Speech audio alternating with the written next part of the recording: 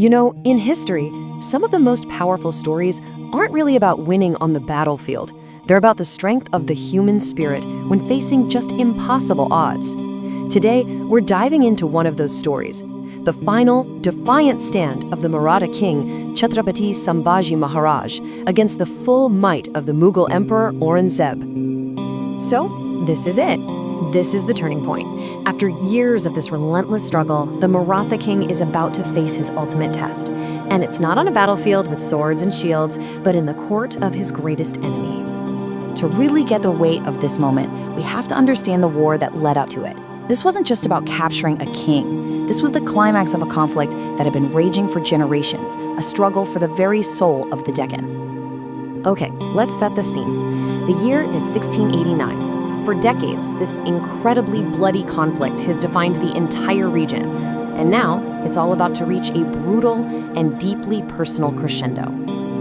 And make no mistake, this was a true clash of titans.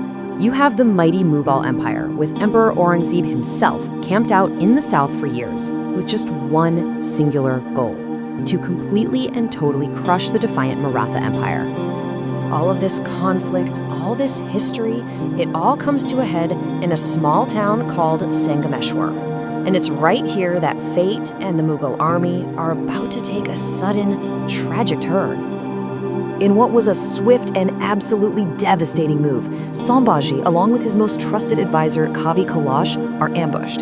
They were caught completely off guard, with literally no time to even think about mounting a defense. Now, we're not talking about a small skirmish here. This was an overwhelming force. A massive Mughal army just descended on their location. Sambhaji was always ready for a fight, but the numbers, they were just staggering. The trap was sprung with just brutal efficiency. The attack was so sudden, and the encirclement was so complete, that any chance of escape just vanished in an instant. There was no way out. And just like that, the warrior king, the absolute leader of the Maratha resistance, was taken prisoner. This was a devastating blow to the Maratha cause. So now, the scene shifts from the chaos of that capture to the rigid, formal setting of the imperial court. But this was not going to be some diplomatic meeting. No, this was a test of wills between a captor and his defiant captive. You have to picture this. The humiliation was the entire point. Sambhaji was paraded not as a king, but like a common criminal. His turban and his royal robes, the very symbols of his sovereignty, were stripped away. He was bound in heavy chains. And yet all the accounts say he stood tall, fearless, and completely unwavering. He was a lion, even in chains. So then Aurangzeb offers him a choice, right? A path to survival. He says, convert to Islam and I will spare your life. From the emperor's point of view, it was a simple deal. But Sambhaji's response, it was anything but simple. Just think about the sheer weight of those words. In a court where the emperor's will was absolute law, this was an act of supreme defiance. Somebody basically rejected life itself to stand by his principles.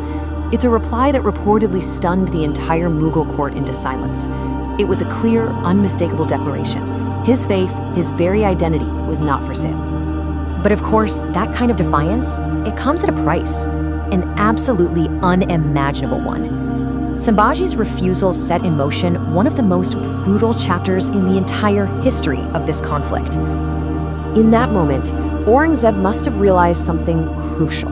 He hadn't just captured a king that he could break. No, he had collided with an immovable mountain of conviction. This was a man whose will could not be bent, not by threats and not by promises. After his refusal, Sambhaji was subjected to weeks of horrific torture. But through all of it, his message never wavered. This powerful quote really encapsulates his spirit, this belief that physical pain, no matter how extreme, could never ever extinguish the fire of his soul. And that brings us to the ultimate impact of his sacrifice, because his death, well, it wouldn't be an end. It would become the beginning of a powerful new chapter in the Maratha story. And here's the core paradox of the whole story. While Sambhaji was physically defeated and eventually executed, his unwavering refusal to bow down turned that defeat into a profound spiritual victory. His martyrdom became a rallying cry.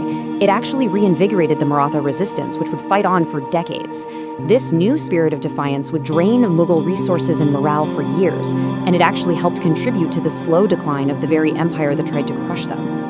The story of Sambhaji Maharaj really leaves us with this timeless and powerful question. It forces all of us to think about the limits of physical power when it comes up against the endurance of human conviction. So when the body is defeated, can the spirit truly win? Thanks for joining us for this explainer.